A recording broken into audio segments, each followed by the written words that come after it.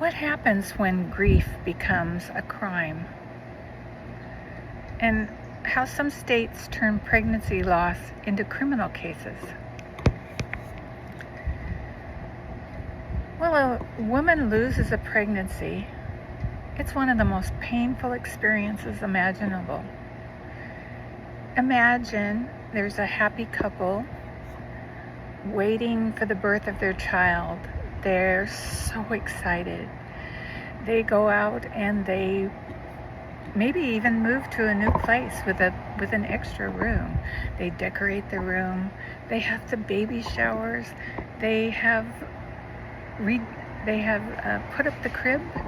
They've bought clothes for the baby, and they're just waiting for that time when she can give birth to this child.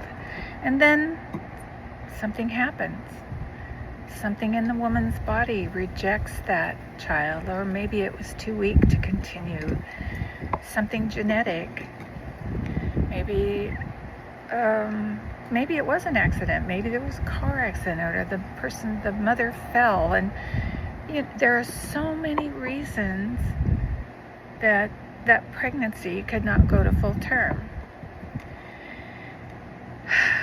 And for some, that heartbreak is compounded not just by the loss, but by suspicion, investigation, and even arrest. In states like Oklahoma and Arkansas, pregnancy loss can trigger criminal charges, transforming a private tragedy into a public ordeal. Across the United States, about 20% of pregnancies end in loss. 20%. And this includes miscarriage, stillbirth, and other forms of fetal demise. Most of these cases remain private. They're managed by the families and the doctors.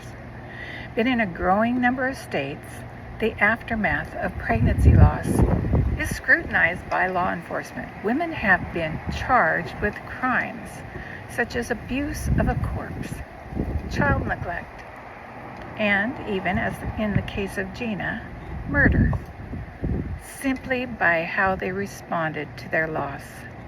Suspicion often starts with questions. Why didn't she call for help sooner? Didn't she want the baby? Did she take something to end the pregnancy? In the wake of the Supreme Court's decision, which allows states to ban abortion, legal experts say these questions have become more common and more dangerous.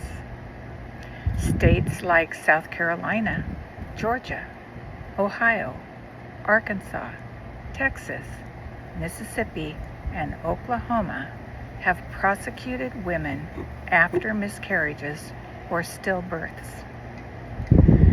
Charges have been brought for failing to seek immediate medical care, not pursuing prenatal care, or disposing of the fetal remains in a way that authorities think is probably improper. Sometimes the mere location of a loss, like the bathroom, a bus, a dorm room, can trigger a police investigation. A lot of states have laws about how to handle fetal remains. Most are written for hospitals, not individuals. And the rules vary, and they're often very confusing. And, how often does an 18-year-old go when they're pregnant and expecting to have a child, go look up the laws in their state to find out what to do with the body if they miscarry? It's really not something anybody thinks about until it happens to you. In New York, for example, a burial license is required for fetal remains past 20 weeks. Oklahoma and Arkansas now issue fetal death certificates for losses as early as 12 weeks. This is what a fetus looks like at 12 weeks. This patchwork of laws, combined with confusion about medical science, has not stopped prosecutors from pressing charges. These are cases based on feelings, not facts, said Dara Gale, a senior staff attorney for pregnancy justice. The Dobbs decision, she argues, has emboldened authorities to investigate every fetal demise. Pregnancy loss is traumatic. It can be sudden and shocking and physically overwhelming. Critics of those prosecutions say it's unfair and cruel to punish women for their reactions to trauma.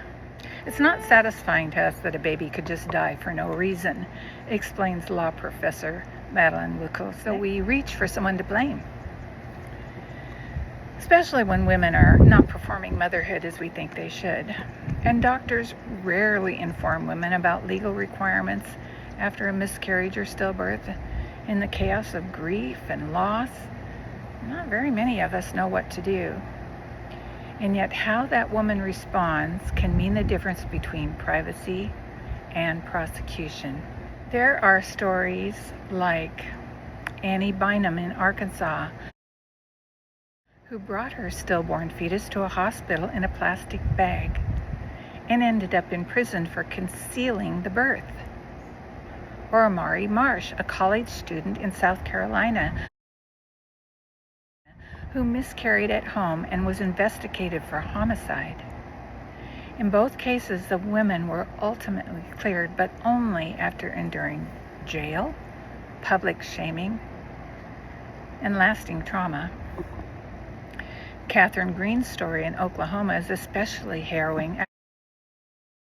After losing her stillborn son, she was charged with murder and then child neglect and accused of desecrating a corpse.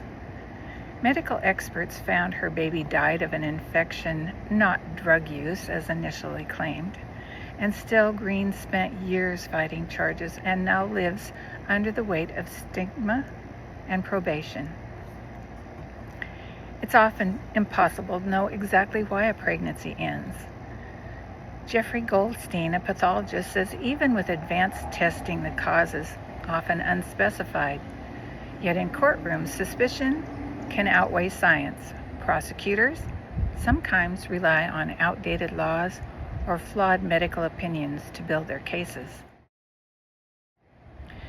Since the Dobbs decision, pregnancy-related prosecutions have surged. In the year, at least 210 cases were documented, the highest number since tracking began in 1973. Many involve expanded interpretations of child abuse and neglect laws, treating fetuses as legal persons. The consequences are profound. Women grieving the loss of a pregnancy now face the added fear of criminal investigation. The threat is greatest for those, of course, who are poor, who are isolated, or struggling with addiction. Pregnancy loss is a medical event. It is not a criminal one. Yet in some states, the line between tragedy and crime is blurring, and as laws grow stricter and suspicion grows deeper, more women find themselves caught in a legal system ill-equipped to handle grief and loss. No one tells you what to do in the worst moment of your life. For some, the cost of not knowing is a jail cell, a headline, or a lifetime of shame. And that is tragedy enough.